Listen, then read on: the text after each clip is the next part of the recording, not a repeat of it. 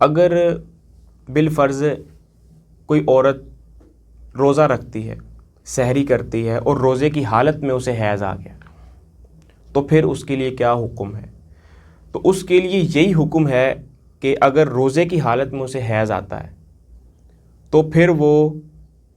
اسی وقت کھا پی سکتی ہے، کیونکہ اس کا روزہ ختم ہو گیا، بے شک وہ افطاری سے چند گھنٹے یا چند منٹ پہلے اسے حیض آیا،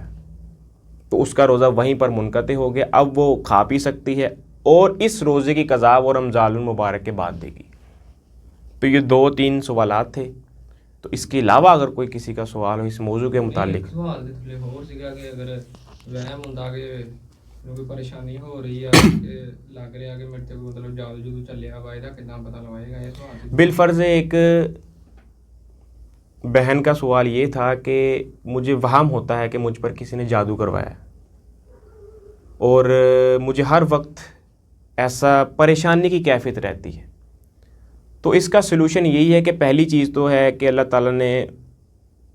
صلی اللہ علیہ وسلم فرمایا کہ جس گھر میں سورۃ البقرہ پڑھی جاتی ہے شیطان وہاں سے بھاگ جاتا ہے۔ تو لازمی نہیں ہے کہ یہ نظر بد ہی ہے یا آپ پر جادو کروایا گیا ہے، بلکہ یہ کوئی نفسیاتی بیماری بھی ہو سکتی ہے۔ تو اس کا جو سب سے پہلا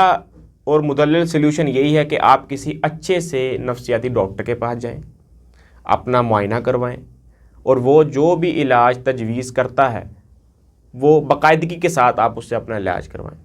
اور دوسرا ساتھ جو اسلام نے، جو شریعت نے ہمیں احکامات دیے ہیں، ان میں سے بھی سورۃ البقرہ پڑھیں،